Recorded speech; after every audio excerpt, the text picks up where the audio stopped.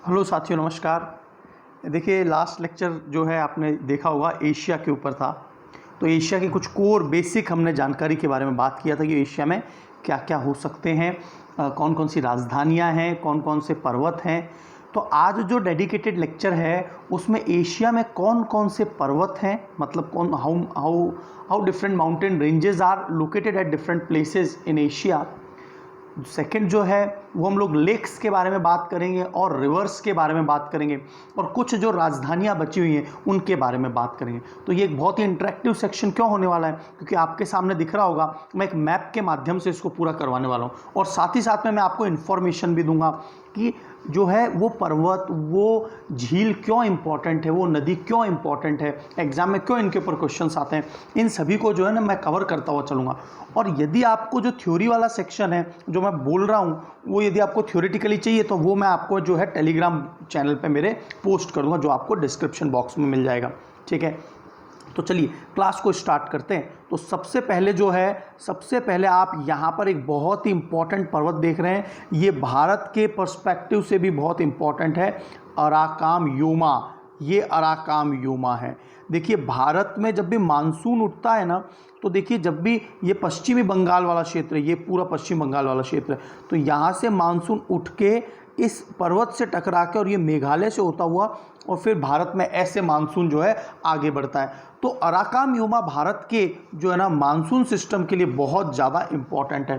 तो आपको क्या याद रखना है कि जो अराकाम योमा है वो म्यांमार के इरावदी नदी के पास में है ना। और ये आपको याद रखना है, अराकाम योमा म्यांमार में है ना। म्यांमार की कैपिटल का नाम मुझे बताइए, म्यांमार की कैपिटल क्या है ना। और म्यांमार में कौन सी करेंसी का प्रयोग किया जाता है। इसी प्रकार से म्यांमार में कुछ दो और आपको याद रखने हैं, पैगु योमा और पटकाई बम। ये पटकाई बम तो भारत में भी आती है, पटकाई बम श्रृंखला है, तो याद रखना पटकाई बम जो है ये भारत की भी श्रृंखला है ना। इसके बाद में आपको देखिए यहाँ पर मैं आपको एक एक के बारे में अच्छे से बताता हुआ जाऊँगा। जैसे आपको ये दिख रहा होगा, एक यहाँ पर दिख रहा होगा, ये एग्जाम में बहुत ज़्यादा क्वेश्चन पूछा जाता है, माउंट एल्ब्रूज। तो ये जो माउंट एल्ब्रूज है, तो आपको ये भी दिख रहा होगा माउंट एल्ब्रूज किसके पास में है। माउंट एल्ब्रूज कैस्पियन सागर के पास में है माउंट एल्ब्रूज। तो ये जो है ईरान में पड़ता है। एल्ब्रूज किस में पड़ता है, ईरान में पड़ता है। और देमाबंद, मैंने आपको जो है, आपने यदि लेक्चर्स नहीं देखे हैं तो आप जो है वोल्केनो का लेक्चर देख सकते हैं। वोल्केनो के लेक्चर में मैंने आपको बताया था देमाबंद जो है एक सुषुप्त ज्वालामुखी है। तो देमाबंद भी किस पर पड़ता है, एल्ब्रूज माउंटेन रेंजेस पर पड़ता है। तो ये बात आपको और एक याद रखनी है। तो ये एग्जाम का बहुत इंपॉर्टेंट क्वेश्चन है ना। इसके बाद में एग्जाम में जो है ईरान में ही जाग्रोस नाम का पर्वत है। ये जाग्रोस भी जो है एग्जाम में बहुत ज़्यादा पूछा जाता है। तो एल्ब्रूज भी ईरान में है और जाग्रोस भी ईरान में, ये बात आपको याद रखनी है ना। इसके बाद में देखिए एक बहुत ही इंपॉर्टेंट पर्वत जो एग्जाम में पूछा जाता है, टर्की में आता है ना। टर्की में देखिए ये पूरा जो रीजन है ना, ये टर्की वाला, ये ब्लैक सी वाला, ये टर्की है ना, तुर्क। तो अभी टर्की के अंदर बहुत समस्या भी चल रही है, कोविड-19 को लेकर बहुत सारे लोगों की मौतें भी हो रही है। और टर्की को जो है यूरोप का गरीब भी कहा जाता है। तो यहाँ पर जो टॉरस श्रृंखला है वो आपको याद रखनी है, टर्की में है। टर्की की जो है सबसे इंपॉर्टेंट शहर और टर्की की राजधानी का नाम मुझे बताइए। और जो पोंटिक श्रृंखला है वो भी किस में पड़ती है, टर्की में पड़ती है। पिछला लेक्चर मैंने आपको बताया था कि यूरोप और एशिया को अलग करने वाला एक बहुत इंपॉर्टेंट पर्वत श्रृंखला है काकेशस पर्वत। तो याद रखना काकेशस पर्वत जो है ये भी एग्जाम में बहुत ज़्यादा पूछा जाता है। तो एग्जाम के लिए ये सभी जितने भी मैं बता रहा हूँ आपको, ये बार बार एग्जाम में क्वेश्चंस पूछे गए हैं, है ना। तो इसके बाद में हम लोग बात करते हैं, देखिए इसके बाद में जो है हम लोग बात करते हैं, देखिए यहाँ पर जो है ना भारत के ऊपर आता है, ये बहुत अच्छा क्षेत्र है एग्जाम के लिए, है ना। ये आपको सारे याद रखने हैं। तो देखिए यहाँ पर जो है ना, यहाँ पर पामीर नोट है। पामीर नोट से जैसे ही हम लोग इधर की तरफ जाते हैं तो क्या आ रहा है, हिंदू कुश पर्वत श्रृंखला। ये पाकिस्तान और अफगानिस्तान में ऊपर की तरफ जाते हैं, ये ऊपर की तरफ जाते हैं। तो ये जो है वो तिएन शान है, तिएन शान। इधर नीचे की तरफ जाते हैं तो ये कुमलुन पर्वत श्रृंखला है, कुमलुन है ना, इनको कुमलुन भी कहते हैं, कुनलुशान भी कह रहे हैं। ये कुमलुन पर्वत श्रृंखला आ गई, है ना। इधर नीचे की तरफ जाते हैं तो थोड़ा सा जो है कैलाश पर्वत श्रृंखला है। और ये तंगुला पर्वत श्रृंखला, और नीचे की तरफ जाते हैं तो ये हिमालय पर्वत श्रृंखला, है ना। तो आपको ये दिख रहा होगा इस बिंदु पर, इस पॉइंट पर सारे के सारे पर्वत श्रृंखला मिल रहे हैं। तो इसी को पामीर का पठार, पामीर नॉट भी कहते हैं। नॉट का मतलब बंधी, संधि, जहाँ पे सभी मिल रहे हैं। तो ये हो गया हिंदू कुश, ऊपर हो गया तिएन शान, इधर हो गया कुमलुन भी कहते हैं इसको, कुनलुशान भी कहते हैं। ये कैलाश पर्वत, ये है ना तंगुला पर्वत, ये हिमालय पर्वत, और नीचे की तरफ जब पाकिस्तान में जाते हैं तो ये सुलेमान श्रृंखला और ये किरथर। तो किरथर और सुलेमान याद रखना, ये दोनों पाकिस्तान में हैं। आपने सुना होगा जो है ना कई तरह के दर्रे थे, जहाँ से है ना, आप मुझे उन 2 दर्रों के नाम बताइए जहाँ से मुस्लिम रूलर्स जो है ना यहाँ पर भारत में अटैक करने के लिए यहाँ से प्रवेश करते थे। तो उन 2 दर्रों के नाम बताइए, पासेस, जिनसे क्या है सीधा सीधा क्या करते थे, वो अटैक दिल्ली में किया करते थे। तो ये है ना, इसीलिए क्या है, राजा महाराजा जो है उस समय के वो यहाँ पर क्या करते थे, अपनी बहुत बड़ी सेना रखते थे, है ना। तो आपने सुना होगा तुगलकी फरमान, मोहम्मद बिन तुगलक का नाम सुना होगा। मोहम्मद बिन तुगलक जो है वो, उन्हें वाइजेस्ट फूल कहा जाता था। क्यों? वो मूर्ख कहे या बुद्धिमान होने के बावजूद भी मूर्ख इसलिए कहा जाता था क्योंकि उन्होंने दिल्ली से राजधानी नीचे औरंगाबाद में शिफ्ट कर दी थी। और ऐसा करने के कारण क्या हुआ कि ऊपर से बहुत ज़्यादा अटैक होना शुरू हो गया, क्योंकि यहाँ पर दिल्ली में बैठे बैठे आसानी से क्या है, जो अटैकर्स हैं, जो इन्वेडर्स हैं, जो आक्रांता है, उनको रोका जा सकता है। तो आपको ये बात क्लियर हो गई, और इसको पामीर नॉट कहते हैं। तो ये बात समझ में आ गई होगी आपको। ये पटकाई बूम जो है मैंने आपको बहुत अच्छे से क्लियर कर दिया, है ना। तो तिएन शान जो पर्वत श्रृंखला है ये किस में है? तिएन शान जो पर्वत श्रृंखला है वो चाइना में, हिंदू कुश पाकिस्तान अफगानिस्तान, सुलेमान पाकिस्तान, किरथर पाकिस्तान, है ना। और इन दोनों पर्वतों के बीच में जो ये है हिमालय और कुमलुन पर्वत जो है, इनके बीच में जो ये वाला क्षेत्र है, ये दुनिया का सबसे बड़ा पठार है, जिसे तिब्बत का पठार भी कहते हैं, है ना। तिब्बत का पठार ऊंचाई में भी बहुत ऊंचा है, ठीक है, ये बात आपको याद रखनी है ना। तो सुलेमान जो है वो पाकिस्तान में पड़ता है, ठीक है। तो मेन पॉइंट्स आपको सारे के सारे पता होने चाहिए। और देखिए यहाँ पर जो ये किरथर श्रेणी है, ये जो किरथर श्रेणी है ना, किरथर पाकिस्तान में जो है, ये जो है सिंधु नदी इसके पूर्व में बहती है ना। सिंधु नदी इसके पूर्व में बहती है, इसका मतलब ये सिंधु नदी यहाँ गिरती है। और आपको पता होगा जहाँ पर सिंधु नदी गिरती है वहाँ पर ही कराची पोर्ट है। कराची बहुत इंपॉर्टेंट बंदरगाह है पाकिस्तान का, तो ये बात आपको एक याद रखनी है। तो मेन जो हमारे जो एग्ज़ाम में बहुत ज़्यादा एक क्वेश्चन आता है, देखिए बहुत ज़्यादा यूपीएससी लेवल पे भी आता है ये क्वेश्चन, कि जो गोलन की पहाड़ियाँ हैं, ये गोलन की पहाड़ियाँ जो है ना, इस पे हमेशा फ़िलिस्तीन और इज़राइल का विवाद रहता है। ये इज़राइल के क्षेत्र में आती है गोलन की पहाड़ियाँ। तो ये बात याद रखना, इज़राइल की दोनों राजधानियों के नाम बताइए मुझे, है ना। और इज़राइल की जो इंटेलिजेंस एजेंसी है, जो वर्ल्ड फेमस इंटेलिजेंस एजेंसी है, उसका नाम भी बताइए मुझे कमेंट बॉक्स में। तो ये बात आपको समझ में आ गई होगी। Taurus, Pontic, Caucasus, Hindu Kush, Tien शान, हिमालय। भारत वाले केस में तो हम लोग अलग से पढ़ेंगे ही। अरावलीज जो हैं और विंध्याचल दुनिया की सबसे पुरानी पर्वत श्रृंखलाओं में से एक है। सतपुड़ा है, इधर ये ईस्टर्न घाट है, मतलब पूर्वी घाट, ये वेस्टर्न घाट है, तो ये बात याद रखनी है। और अराकाम योमा के कारण भारत में क्या है, वर्षा जो है अंदर प्रवेश करते हैं, मानसून जो है भारत के अंदर प्रवेश करता है, उसमें बहुत ही ज़्यादा इंपॉर्टेंट रोल किसका है, अराकाम योमा पर्वत श्रृंखलाओं का बहुत ही ज़्यादा इंपॉर्टेंट रोल है। तो ये बात आपको एक याद रखनी है। अब देखिए यहाँ पर बहुत इंपॉर्टेंट एक क्वेश्चन आता है, फ्यूजियामा। ये फ्यूजियामा जो है ये है ना होन्शु द्वीप पे, जो कि जापान का सबसे बड़ा द्वीप है, होन्शु द्वीप पर है, और इस पर ज्वालामुखी भी है ना। तो फ्यूजियामा याद रखना। अभी फ्यूजियामा क्राइसिस भी हुआ था जब न्यूक्लियर जो रिएक्टर है वहाँ पर जो है विस्फोट होने की संभावना हो गई थी। तो ये बात आपको एक याद रखनी है ना। एक आपको ये याद रखना है, मंगोलिया और चाइना में अल्ताई पर्वत श्रृंखला है, मंगोलिया और चाइना में, है ना, अल्ताई पर्वत श्रृंखला। और इसके बाद में जो है एक ये जो आपको दिख रहा होगा बरखोयांसक रेंज, बरखोयांसक। तो बरखोयांसक आपको पता है कि तो बहुत ही जो है सबसे ठंडा जो क्षेत्र है वो बरखोयांसक है। तो ये आपको एक याद रखना है ना। तो मेनली, और एक पॉइंट और याद रखिए, ये एग्जाम में अच्छे पेपर्स में पूछा जाता है, ये चुक्ची रेंज है, चुक्ची सागर भी इधर ही है। चुकची सागर या चुकची रेंज जो है इधर है ना, तो ये सब साइबेरिया में पड़ता है। तो ये पॉइंट आपको एक याद रखना है, ठीक है। तो पर्वतों की श्रृंखला में जो है मोस्ट ऑफ द केसेस जितने भी हैं ऑल पॉसिबल वो हमने देख लिए।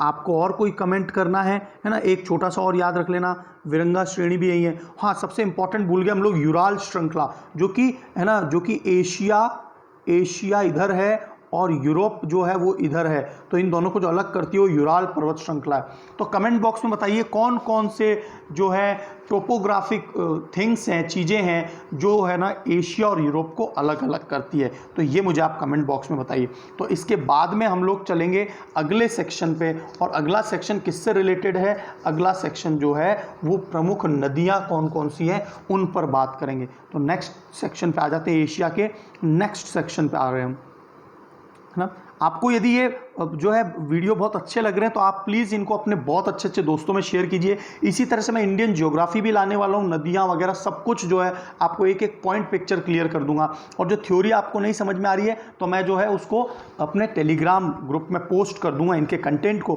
तो आप वहाँ से पढ़ भी सकते हैं, और मैंने उन पर टिक मार्क भी कर रखे हैं। तो ये जो है आपके लिए बहुत ही ज़्यादा है ना इंटेलेक्चुअल क्लासेज हो जाएंगी। तो मेरी रिक्वेस्ट है कि आप एक दो स्टूडेंट से, और जो मैं क्वेश्चन पूछता हूँ उनके आंसर दीजिए, और अपने साथियों में जो है इस चैनल को ज़्यादा से ज़्यादा शेयर करें। और आपको एक एक सब्जेक्ट का जो है ना शुरुआत से लेकर एंड तक आपको एक एक पिन पॉइंट नॉलेज आपको मिल जाएगा इस चैनल पे। तो अब आ रहे हैं हम लोग कुछ नदियों पर। तो देखिए भारत की नदियां तो हमको क्लियर ही, उन पर तो हम लोग आ ही जाएंगे, सिंधु, गंगा, गोदावरी, है ना, वृद्ध गंगा जिसे कहते हैं, ब्रह्मपुत्रा, ये सब नदी, ब्रह्मपुत्रा और यहाँ से आएगी ये ब्रह्मपुत्र नदी। तो हम लोग कुछ है ना विश्व की नदियों, एशिया की कुछ इंपॉर्टेंट नदियों के बारे में भी पढ़ लेते हैं। तो आपने सुना होगा इरावदी नदी, ये जो इरावदी नदी, ये वाली जो नदी है वो इरावदी नदी है ना। और इरावदी नदी किस में पड़ती है? इरावदी नदी ये म्यांमार में पड़ती है, तो ये बात याद रखेंगे। और इस पर यंगून जो बहुत बड़ा शहर है म्यांमार का वो स्थित है ना, तो ये बात आप एक और याद रखेंगे, ठीक है। और इरावदी को ही म्यांमार की गंगा भी कहते हैं। इरावदी और गंगा दोनों पर डॉल्फिन्स पाई जाती हैं, है ना, एक तो इरावदी डॉल्फिन और जो है गंगेटिक डॉल्फिन, तो ये बात जरूर आपको एक याद रखनी है ना। इसके बाद में देखिए, इसके बाद में एक और इम्पॉर्टेंट पे बात करते हैं हम लोग।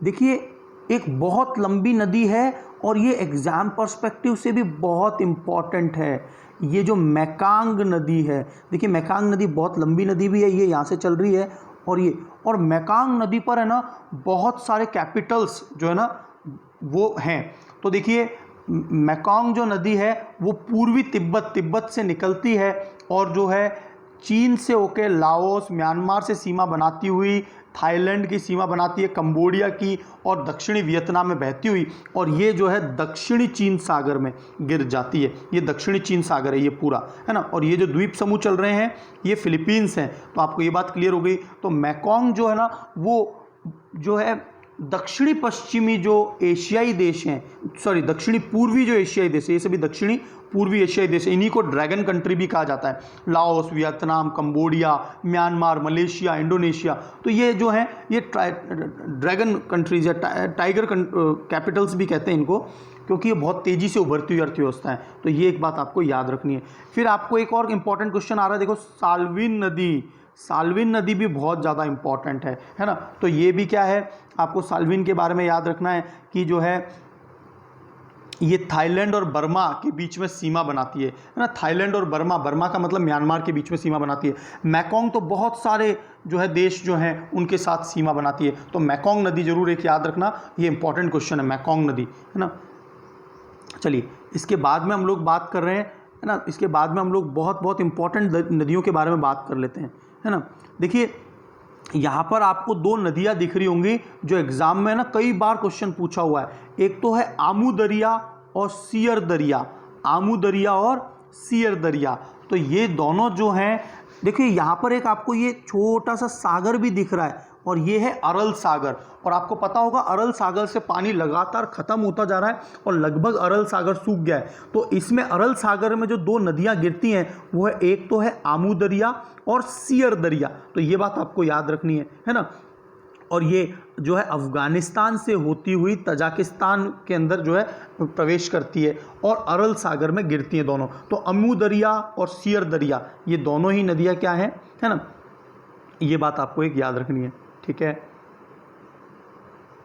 हाँ, इसके बाद में हम लोग बात करते हैं एक और इम्पॉर्टेंट नदी है, ये आपने बहुत ज़्यादा, है ना, सिविलाइजेशन भी बसी हुई है यहाँ पर। देखिए मैं इसको थोड़ा सा बड़ा करता हूँ पिक्चर को, अब आपको क्लियर हो रहा होगा कि ये जो एरिया है ना, ये वाला एरिया, ये लिक्विड पर्शियन गल्फ है, फारस की खाड़ी, जहाँ पर दुनिया का सबसे ज़्यादा, है ना, ऑयल रिच कंट्री है, जहाँ पे, है ना, पेट्रोलियम का उत्पादन सबसे ज़्यादा है। कतर, कुवैत, है ना, हमने लास्ट लेक्चर्स में देखा Qatar, Kuwait, Iran, Iraq, Saudi Arab वगैरह, तो ये सभी वो वाला क्षेत्र है। तो यहाँ पर ये दो नदियाँ आती हैं, देखिए फरात नदी और दजला फरात। ये दजला फरात जो है वहाँ पर एक सभ्यता भी बनी थी। तो आप मुझे सिविलाइजेशन का नाम बताइए।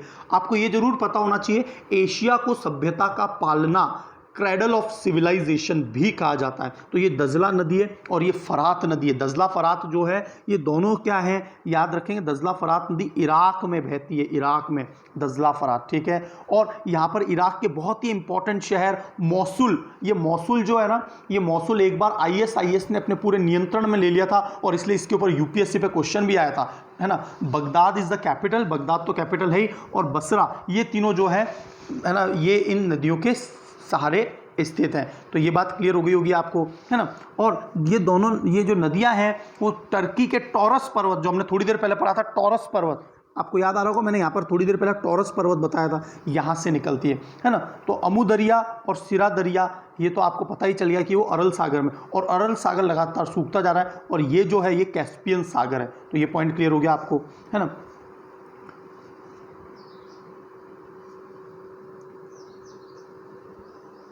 देखिए इसके बाद में हम लोग कुछ आगे की और नदियों के बारे में भी चर्चा कर लेते हैं, जो एक सीक्वेंस आपको पूरी तरह से पता चल जाएगा, है ना। आपको याद रखना है जो फरात नदी है, फरात नदी मतलब हिस्ट्री के अंदर भी बहुत ज़्यादा फेमस रही है, और फरात नदी को यूफ्रेटस, जो ग्रीक लोग थे, ग्रीक सभ्यता वाले, जो जैसे सिकंदर वगैरह जो हैं, तो वहाँ पर जो सभ्यता चल रही थी वो उस नदी को क्या बोलते थे, यूफ्रेटस नदी कहते थे। और जो दजला नदी है, दजला, है ना, फरात को तो क्या बोलते थे, यूफ्रेटस। ये एग्जाम का बहुत क्वेश्चन इंपॉर्टेंट, यूफ्रेटस, है ना, यूफ्रेटस, ये है फरात नदी को कहते थे। और जो है, जो दजला नदी है, ये दजला नदी, इसको बोलते थे टिग्रिस, टिग्रिस। तो याद रखना टिग्रिस, इससे कंफ्यूज मत होना यदि इंग्लिश में पूछा चाहे तो, ठीक है। तो इसके बाद में बात आ रही है एक बहुत ही इंपॉर्टेंट नदी, जो है ना, जिसका नाम है, जो एशिया की दूसरी सबसे लंबी नदी है, हांग हो नदी, हांग वे नदी, इसको हांग वे भी कहते हैं। कमेंट बॉक्स में स्टूडेंट ने सारे आंसर्स दिए, आप लास्ट लेक्चर को देखिए। और ये पीली नदी है, येलो रिवर, है ना। और इसे चाइना का शोक भी कहते हैं, क्योंकि ये बहुत बार अपना रास्ता बदल लेती है, और जब रास्ता कोई नदी बदलेगी तो दूसरे जिस एरिया में बदलती है वहाँ पर तबाही आ सकती है। और ये पीले सागर में, चाइना में येलो सी में जाके गिरती है हांगो नदी। एशिया की जो सबसे लंबी नदी है वो यांगसिटिक्यांग है, ये बात याद रखेंगे, यांगसिटिक्यांग जो है वो एशिया की सबसे लंबी नदी है। तो ये बात आपको क्लियर हो गई, है ना। तो येलो नदी, येलो रिवर, है ना, ये बात आपको एकदम क्लियर है ना। देखिए यहाँ पर हम लोग और बात कर लेते हैं, ये जो नदी आ रही है जो यूरोप और एशिया को अलग करती है, वो कौन है, यूराल नदी। और यूराल नदी किस में गिरती है, कैस्पियन सागर में, ठीक है। कैस्पियन सागर दुनिया की सबसे बड़ी खारे पानी की झील है, तो ये भी आपको पता होना चाहिए, है ना। देखिए इसके बाद में जो है हम लोग कुछ है ना ऊपर की नदियाँ पढ़ लेते हैं। ये जो साइबेरिया में बहती है, एक सबसे इंपॉर्टेंट नदी है लीना नदी। लीना ओ लीना लीना, ये गाना भी आपने सुना होगा, बहुत फेमस गाना है ना। तो लीना जो नदी है वो बैकाल झील से, यहाँ पर आपको पता है ना, दुनिया की सबसे गहरी झील जो बनाना, एक केले के शेप के जैसी है, 1875 मीटर गहरी है, ये दुनिया की सबसे गहरी झील में से एक आती है। तो ये जो है ना, ये लीना नदी जो है वो साइबेरिया एरिया में है। आपसे पूछा जाए येनिसी नदी कहाँ है, तो येनिसी नदी भी क्या बताएंगे, साइबेरिया एरिया में, है ना। येनिसी नदी भी कहाँ है ना, येनिसी नदी भी जो है वो साइबेरिया के रीजन में, ठीक है। येनिसी नदी भी साइबेरिया रीजन में, ठीक है। येनिसी नदी भी कहाँ है? साइबेरिया वाले रीजन में, है ना। तो देखिए येनिसी नदी, ये येनिसी नदी है, और ये ओब नदी भी एग्जाम में बहुत ज़्यादा पूछी जाती है, ओब नदी, है ना। तो ये भी आपको याद रखना, ये साइबेरिया के एरिया में। तो यूराल नदी क्लियर हो गया। एक जो आपको ये दिख रहा है, ये आमूर नदी, ये जो है आमूर नदी रशिया में पाई जाती है। तो देखो रशिया में कौन कौन सी नदी हो गई? लीना, येनिसी, ओब नदी, आमूर नदी, और यूराल नदी भी किस में आएगी? ये भी जो है रशिया में आएगी। तो ये पॉइंट आपको एक क्लियर हो गया होगा। और भारत वाले केस में तो आपको बहुत अच्छे से क्लियर है कि भारत के अंदर जो है एक तो सिंधु नदी है ना, सिंधु नदी है। सबसे पहले तो इंपॉर्टेंट कौन सी आ रही है? सिंधु नदी। तो ये जो सिंधु नदी है, ये जो है तिब्बत में मानसरोवर झील से बोखरचू नाम के हिमनद से निकलती है ना, बोखरचू नाम के हिमनद से निकलती है, और इसकी जो लंबाई है वो लगभग 2280 किलोमीटर की है ना। तो ये आपको याद रखना। और पाकिस्तान की बहुत इंपॉर्टेंट नदी है, और ये गिरती कहाँ है? अरब सागर में। और जहाँ पर ये पॉइंट है, जहाँ पर ये गिरती है, वो कराची बंदरगाह वहाँ पर स्थित है। तो ये बात याद रखना है, बोखरचू, है ना। तो मेरे को आप जो है सिंधु नदी की जो है राइट बैंक ट्रिब्यूटरी और लेफ्ट बैंक ट्रिब्यूटरी, ये सभी का नाम मुझे बताइए कि राइट बैंक ट्रिब्यूटरी कौन सी है और लेफ्ट बैंक ट्रिब्यूटरी कौन सी है ना। सिंधु नदी की एग्जाम में हमेशा क्वेश्चन आता है, और हम लोग इंडिया के रिवर्स पढ़ेंगे तो सबको एक एक को अच्छे से पढ़ेंगे। अच्छा, इसके बाद में हम लोग बात कर रहे हैं गंगा नदी की। तो गंगा जो नदी है, ये आपको पता है गंगोत्री से उत्तराखंड से निकलती है, और है ना इसका निर्माण जो है वो भागीरथी और अलकनंदा के संगम से होता है। तो आप मुझे पॉइंट बताइए, आप क्या मुझे कमेंट बॉक्स में बता सकते हैं? रुद्रप्रयाग, देवप्रयाग, विष्णु प्रयाग और कर्ण प्रयाग, ये जो 4 पॉइंट हैं, इनमें विष्णु प्रयाग, देव प्रयाग, है ना, कर्ण प्रयाग और रुद्रप्रयाग, यहाँ पर कौन कौन से जो है कौन कौन सी नदियाँ मिलती हैं इन संगम पर, ये आपको मुझे कमेंट बॉक्स में बताना है। तो गंगा की जो कुल किलोमीटर है वो 2525 किलोमीटर लंबी है। और एक बात याद रखना, इस गंगा के मैदान के कारण ही भारत में विश्व का सबसे ज़्यादा फर्टाइल लैंड है। सबसे ज़्यादा प्रोडक्शन की क्षमता भारत में, चाइना और यूएसए में भी इतनी क्षमता नहीं है, क्योंकि भारत के पास लार्जेस्ट एरेबल लैंड है जिसमें सबसे ज़्यादा खेती की जा सकती है। तो ठीक है, तो आपको ये गंगा नदी के बारे में मेनली आपको बात पता चल गई होगी, है ना। आप मुझे ये भी बताइए कि गंगा नदी को जो है ब्रह्मपुत्र में किन 2 अलग अलग नाम से जाना जाता है, वो ज़रूर मुझे आप बताइए। और ये भी बताइए कि जिस बांध से जो गंगा नदी है की एक धारा तो भारत के अंदर और एक धारा बांग्लादेश में जाती है, तो आप मुझे उन दोनों धाराओं के नाम भी बताइए और उस बांध का नाम भी बताइए। आपके लिए बहुत अच्छा क्वेश्चन है ना। और बांग्लादेश में इसे किस नाम से जाना जाता है, ये भी बताइए गंगा नदी को। अच्छा, इसके बाद में क्वेश्चन आ रहा है ब्रह्मपुत्र नदी। ब्रह्मपुत्र नदी एक्चुअल में ये यहाँ से है ना, ब्रह्मपुत्र नदी ये पूरी है इस तरह से। और फिर क्या होता है, यांगयाप दर्रा जो है वहां से ये बहुत तीक्ष्ण ढाल के साथ भारत में प्रवेश करती है। ब्रह्मपुत्र नदी भारत में यांगयाप दर्रे के साथ में प्रवेश करती है, और ब्रह्मपुत्र नदी पर ही दुनिया का सबसे बड़ा जो है ना नदी द्वीप है, नदीय द्वीप है, मतलब है ना रिवराइन आइलैंड है। तो वो जो है वो भी किस पर है? वो भी ब्रह्मपुत्र नदी पर है। तो क्या आप मुझे उस जो आइलैंड है उसका नाम बता सकते हैं क्या? वर्तमान में उसे जिला भी घोषित कर दिया गया है, और वहाँ पर सबसे कम कार्बन डाइऑक्साइड का प्रदूषण होता है ना। तो वर्तमान में उसे जिला भी घोषित कर दिया है असम ने। तो ये मुझे आप कमेंट बॉक्स में बताइए उस आइलैंड का नाम क्या है। ठीक है, तो भारत में जब ये प्रवेश करती है ब्रह्मपुत्र, तो इसको सांगपो नदी के नाम से जाना जाता है ना। और ये दोनों नदियां, जहां गंगा और ब्रह्मपुत्र ये दोनों ये जो गिरती हैं, ये इस जगह सबसे बड़ा दुनिया का डेल्टा का निर्माण करती है। तो ये बहुत इंपॉर्टेंट क्वेश्चन है ना, सबसे बड़े डेल्टा का ये निर्माण करती है। और ये जो है चेमयुंगडुंग, और जो ब्रह्मपुत्र नदी है वो चेमयुंगडुंग ग्लेशियर से निकलती है। तो ये बात आपको एक और पता होनी चाहिए। और लास्ट जो इंपॉर्टेंट रिवर रह गई है वो है गोदावरी नदी। गोदावरी नदी जो है भारत की वृद्ध गंगा कही जाती है, क्योंकि गंगा और ब्रह्मपुत्र सिंधु नदियों का निर्माण तो हिमालय की उत्पत्ति के बाद हुआ है, टर्शरी काल 65 मिलियन ईयर्स पहले हुआ है, लेकिन ये नीचे वाला भारत का भाग उससे कई करोड़ों साल पुराना है। तो गोदावरी नदी जो है उसका एग्जिस्टेंस डिस्टेंस ज़्यादा पुराना है। तो गोदावरी जो है वो त्रयंबकम पहाड़ी से निकलती है और बंगाल की खाड़ी में गिरती है। तो आपको एक लास्ट पॉइंट और बता देते हैं कि ये जो कपुआ नदी है, ये कपुआ नदी जो है वो भी एग्ज़ाम के लिए इम्पॉर्टेंट हो सकती है। आपको कभी भी कपुआ नदी के ऊपर जो है एग्ज़ाम में क्वेश्चन आ सकता है। तो कपुआ नदी कहाँ पर है? कपुआ नदी है बोर्नियो में, है ना। तो आपको बोर्नियो की राजधानी का नाम भी बताना है, बोर्नियो की राजधानी का नाम क्या है। तो आपको समझ में आ गया, टिग्रिस दजला नदी, यूफ्रेटस फरात नदी, अमू दरिया, है ना, सिरा दरिया और आमूर नदी रशिया में है, ओब, है ना, येनिसी और लीना और यूराल नदी ये सब रशिया में है, और चीन की जो है हांगो नदी को चीन का शोक कहा जाता है। आपको मुझे कमेंट बॉक्स में बताना है कि बिहार का शोक क्या है, बंगाल का शोक क्या है और उड़ीसा का शोक क्या है। शोक का मतलब होता है ना sorrow of. Bengal, Orissa and Bihar वो नदियाँ कौन सी है, ये बात मुझे आप कमेंट बॉक्स में बताइए।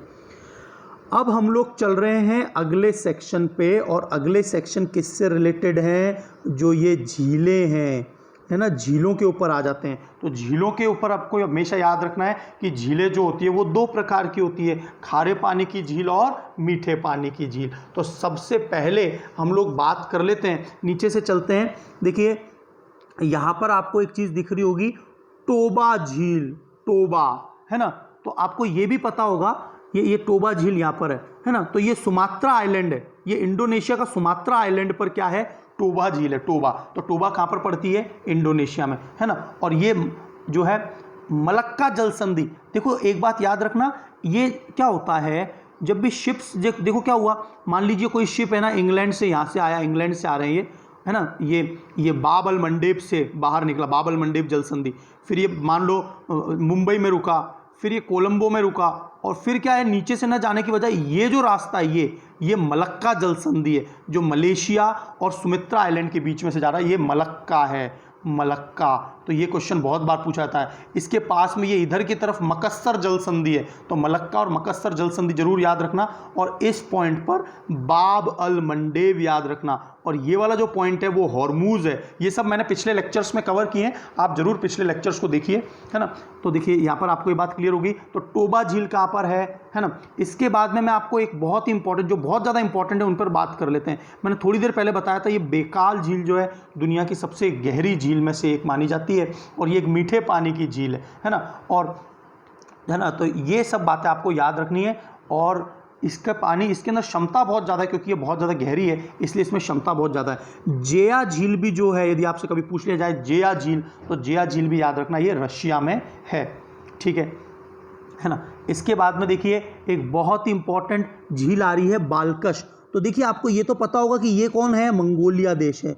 ये वाला देश कौन सा है, ये कजाकिस्तान है। कजाकिस्तान दुनिया का सबसे बड़ा लैंडलॉक्ड है, और दुनिया का दूसरा सबसे बड़ा लैंडलॉक्ड जो है ये मंगोलिया देश है, और ये कजाकिस्तान देश है। तो यहाँ पर आपको दिख रही है ये बालकश झील। तो ये जो बालकश झील है ये भी मीठे पानी की झील है, आपको ये याद रखना है, ठीक है। अब आ रही है बात कि चीन के अंदर कौन कौन सी झीलें हैं। तो एक तो किंघाई झील, और एक है लोपनार झील, है ना। लोपनार और किंघाई झील बहुत ही ज़्यादा इंपॉर्टेंट है। लोपनार के पास तो समय समय पर चाइना जो है ना वो परमाणविक हथियारों का प्रयोग भी करता रहता है ना, लोपनार क्षेत्र में। तो किंघाई और लोपनार ये दोनों चाइना में पड़ती हैं, है ना। तो ये बात आपको एक याद रखनी है। इसके बाद में जो है सीरिया, जो है सीरिया, आप मुझे बता सकते हैं सीरिया की राजधानी क्या है ना। और ये दुनिया का सबसे पुराना शहर है। Tell me the capital of Syria. Syria में आए दिन युद्ध होता रहता है। बशर अल असद की सरकार है, और बशर अल असद की जो सरकार है वो पूरी तरह से रशिया उसको सपोर्ट करता है, जबकि यूएसए, इंग्लैंड और फ्रांस वगैरह ये देश चाहते हैं कि बशर अल असद की सरकार हट जाए, लेकिन रशिया के पावर के कारण आज भी जो है वो बने हुए हैं, ठीक है। तो ये जो है ना आज की तारीख में सीरिया बैटल ग्राउंड बना हुआ है। तो सीरिया की राजधानी बताइए, और सीरिया देश ये है।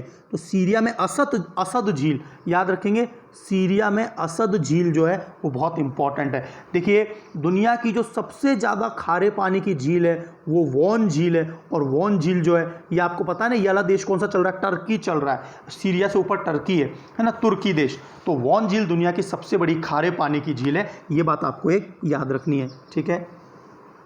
कैस्पियन सागर, है ना, दुनिया की सबसे ज़्यादा खारे पानी की झील वॉन झील है, लेकिन दुनिया की सबसे बड़ी झील जो है खारे पानी की वो कौन है? कैस्पियन सागर। अरल सागर के बारे में हमने बात करी थी, जो कि कजाकिस्तान में पड़ता है मेनली। तो अरल सागर में अमू दरिया, सियर दरिया नदियाँ गिरती हैं, लेकिन इसका आज की तारीख में पानी पूरी तरह से सूख चुका है ना। इसके जो ऊपर से जो सैटेलाइट इमेजेस ली गई हैं उससे भी पता चल रहा है कि इसमें जो है पानी सूखता चला जा रहा है ना। अरल सागर, और अरल सागर जो है वो कजाकिस्तान और उज्बेकिस्तान की सीमा पर है। एक बार फिर से सुनिए, कजाकिस्तान और उज्बेकिस्तान की सीमा पर है। मैंने लास्ट टाइम भी जो है ना सेंट्रल एशिया के जितने भी देश हैं, Tajikistan, Uzbekistan, Turkmenistan, Tajikistan, Uzbekistan, इन सभी की राजधानियां पूछी थी। हमेशा इन पर एक क्वेश्चन आता है कि इनकी राजधानियां क्या है। तो मैं एक बार वापस से इसलिए पूछ रहा हूं ताकि आपको रट जाए, परमानेंट फर्म हो जाए। तो आप मुझे इन सभी की कैपिटल के नाम बताइए, और मुझे ये भी बताइए कि कौन कौन से देश शंघाई कॉरपोरेशन, है ना, शंघाई कॉरपोरेशन ऑर्गेनाइजेशन के सदस्य हैं। ये एग्जाम में बहुत ज़्यादा क्वेश्चन आता है, क्योंकि ये सेंट्रल एशिया और चाइना, भारत, पाकिस्तान, रशिया, ये सभी देश हैं। तो मुझे उन सभी देशों की लिस्ट जो है वो आप कमेंट बॉक्स में बताइए। तो कैस्पियन सागर आपके लिए एकदम क्लियर है। टोबा झील आपको एकदम क्लियर है कि वो इंडोनेशिया में पड़ती है ना।